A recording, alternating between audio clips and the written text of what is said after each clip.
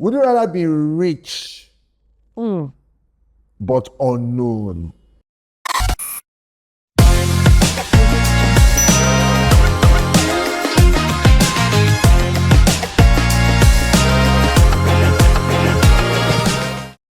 Welcome once again to another edition of GinjaPod. Yes, another day, another GinjaPod. It is the voice of His Majesty on the MIC, and his face is well clad. Sugar George, and I'm excited to be here.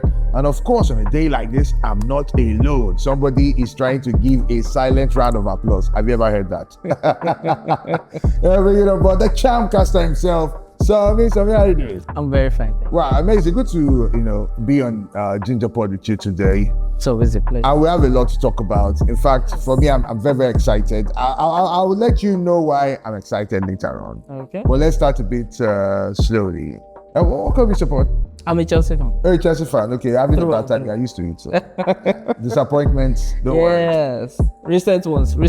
But then again, Chelsea is something I can be proud of. It's a club I've been supporting for 20 plus years. Okay, and they've given me more joy than this recent sadness. Okay. But even with this, I still have my. And more joy than some people are. Yes. Like one other club that's like, in London. Let me not call their name now. Okay, you don't have to call their name. Yeah. Because let's keep it on the wrap. They're the beats.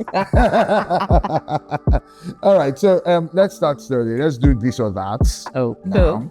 So I'll ask you a question. You have to choose, and then I would also probably give you my own opinion.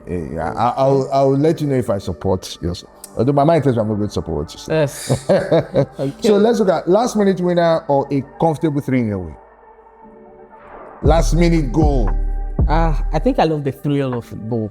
I will go for that last minute. The last minute. Now let me give you an example. Yeah. Look at that Chelsea Liverpool game in which Esteban scored the winner. Ooh. I will take that any day. That a comfortable 3-0 win. Comfortable 3-0 win, especially when it went against a bigger side. Okay. So Chelsea, for example, I'm a Chelsea fan, and we are playing in Real Madrid. We are playing in Barcelona. I will take a last minute winner. There's this joy it gives to me, and there's this sadness it gives to the loser. Because they know they can't come back. Exactly. So it's beyond repair at that point, and then you can banter away. It's like, well, for me, I like that 3-0 win. Why? Because it doesn't give me high blood pressure. That last minute win is like, you are losing, or you are playing a draw. Let's say you're playing a draw, and maybe you desperately need 3 points, and then you score a last minute winner. You are very happy. I agree. It is sweet. The dopamine. The dopamine is crazy. But I also like my peace. Football can kill you. High blood pressure. I can never forget Nigeria, South Africa, the Côte d'Ivoire AFCON final 2023, right? Yeah. Or more. No, the semi-finals. Okay, yes. We lost about 4 people because they were, the tension was too much. I saved myself from that. So let's look at watch at the stadium or, watch from home. I know you've had the stadium experience. We also had, everybody has a home experience. Everybody has a home experience. So watch from stadium, live, or watch from home. I'll rather still watch from home.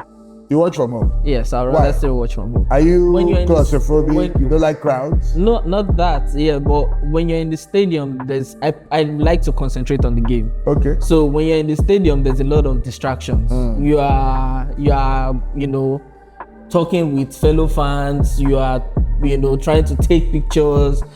Sometimes you are far away from the action. That the best you can see is what you're looking at through your phone. Oh wow! So I don't like that kind of experience. Exactly. So, but I think the best thing is sitting from the top, that area.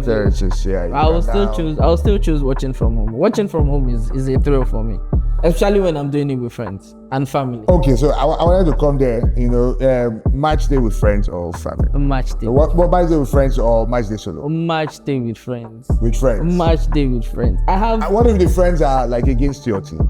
That's when it's sweet, because I have most of my friends are supporters of other clubs. Okay. So I have friends who a very funny one. He supports Bayern Munich as a Nigerian. I mean, what are you? That's great. He has peace of mind, though. What are you doing? You want that guy go fresh past you don't you want something to, you know, make your heart warm? But they have the occasional moments where they, you know, they lose. Or they but draw, I think he will enjoy himself more in the Champions League. In the Champions League, I think that is the only time he gets joy. But I have, like I said, most of my friends are supporters of other clubs, Barcelona, Arsenal, Real Madrid. So getting to watch games with them there's a chance for banter. Yes, in-game banter. We don't need to in-game wait banter for the end of it. For me, I like watching with friends. I think I'll agree with you on that one. Yeah. Because the noise, the watching tension, alone can be very boring. You know, sometimes you watch alone and you can actually doze off.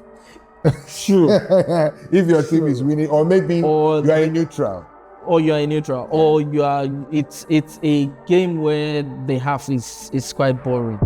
Take for I think what game can I use as an example? Maybe it's 0-0 first half, and then it gets there's no action, no shots on goal. Some matches are very, very technical. Like yes, let's say Liverpool, Man U, both teams are just cancelling out each other. Yeah, very technical. It's a perfect example. Liverpool, Man City. Yes. The first half was quite boring. And then the game just exploded in the second half. In the second half. I think the only thing that keeps people going at that time is because of the caliber of the teams, the players, and the fact that they feel that something can still happen in the game. Because that first half, the last one was it was nothing to write home about. So now you've talked about Manchester City. That takes us to El Clasico or Manchester Derby. El Clasico. Why? Without Messi and Ronaldo, is El Clasico still the same? It's not the same, yes, but we still have to give it to them that Madrid and Barcelona are literally the biggest clubs in the world at the moment. And somehow they attract the attention and the view of other fans. Yes. I'm a Chelsea fan, I'll gladly watch El Clasico. The El Clasico. It's the same thing. You'll be surprised that if you go to a viewing center during an El Clasico, and then you ask 60% of the fans, they don't even support any of the teams. So that just tells you people will prefer so I agree. El Clasico actually draws a lot of neutrals to enjoy the game of football. For the Manchester Derby, it's more of fans of the EPL. Yeah. You know, so that is just. Well, I think Manchester Derby has got its vibe. You know, because most of us, you know, follow the Premier League. The Manchester Derby, you know, you can watch it out of bad belly, out of hate. True. It's okay, man. And you can I'm a Chelsea fan. I just want to Man United lose for no reason. Or I'm a Chelsea fan, and if Man United beats Man City, it favors me.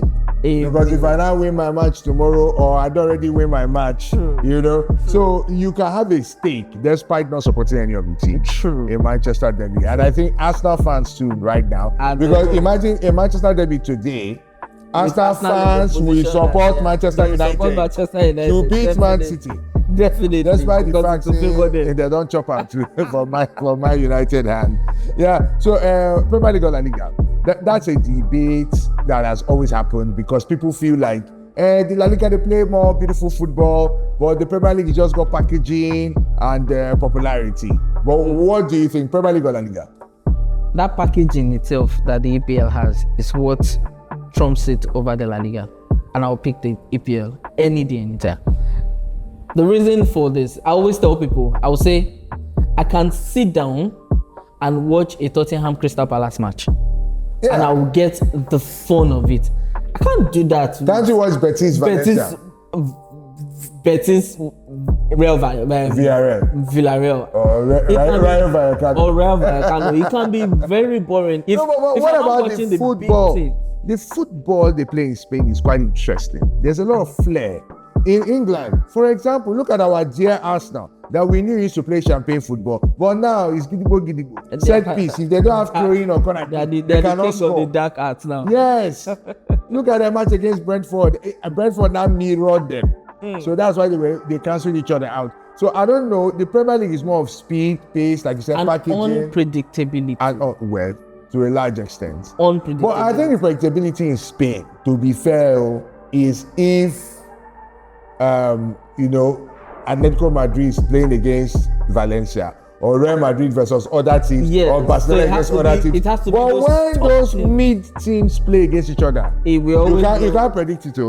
Really? Put your money for GinjaPod now. Really? So try and predict Most times La you- Liga games. Most times you can. The upset. But you always can happens. predict The Fulham upset- versus we Wolves, can, we for can, example. or Fulham versus Everton, for example. Let's just start That as a was perfect tight. example. That You was know, tight. Fulham was they were at home, good form. Everton not so good form.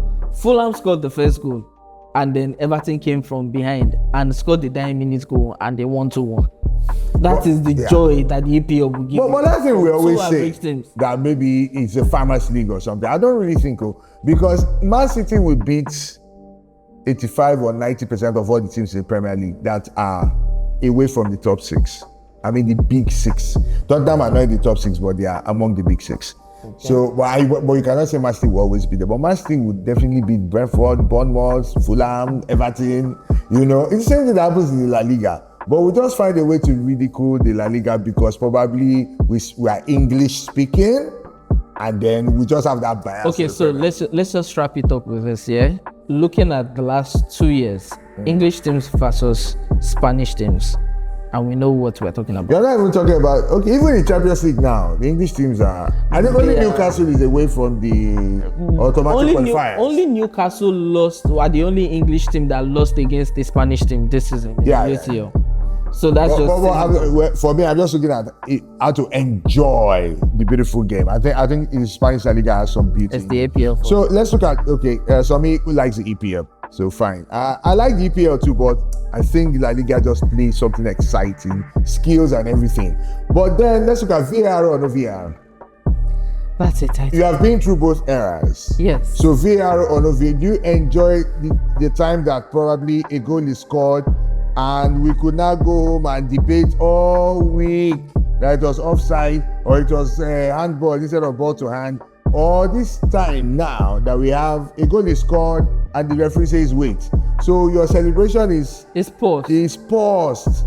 So after like 5 minutes of checking, you now go like it's not like or in the case where you're not even watching the match, you get a notification on your phone, go, and then the next day you're getting another notification, correction offside.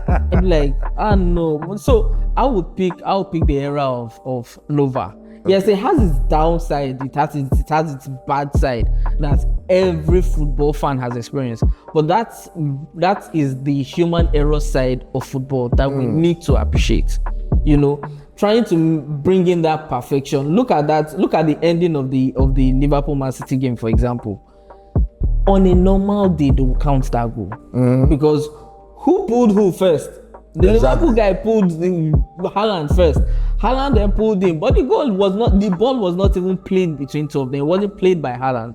So on a normal day, that would have been a goal. But of course, VAR and the plenty reviews decided to rule it out and give a player red card. Well, I think they're trying to identify, try to reach perfection. So me, I'll go with you are going with the no VAR era. I'll go with the current era we have. Why? Yeah. Because if there was VAR, then Manchester United would not have all the titles they have now. Yes, there were a lot of calls that just favor them, but that did not cross the line. Penalties that shouldn't have been. The extra time. Manchester United, no verse for me. But we can only assume. No problem. We can only assume. No. There's no way Ferguson would have won 13 titles in VAR. He would have adapted. But look at Guardiola. He would have adapted because let's. But he wouldn't win as much. Do you think he will win as much as 13? The guy will win hat-trick of Premier League. I believe you. They say, come back kings. Let's goals. Let's VAR check those goals. Because they would. So they will not win more than 6 titles. You know the thing with every era is that most clubs, most players, most coaches, they always adapt. Players are adapting to the fact that there's VAR now. So I'm sure if there was VAR, then I'm really, really sure Saf would have adapted to it. I found a way. Alex Fergie. All right. So Bellingham versus Foden. That's the final one I'm bringing to you now. Jude Bellingham, Foden. Both of them play for the Three Lions of England. Foden for Man City, Bellingham for Real Madrid. Who is your choice? Bellingham. Over Foden. Why? Yes. Okay, so I look at how good the player is from how adaptable you are to different systems. Okay. Foden to me is a system player. And what do I mean by a system player? He's a player that has to play in a particular system before you can see his end result or his end work.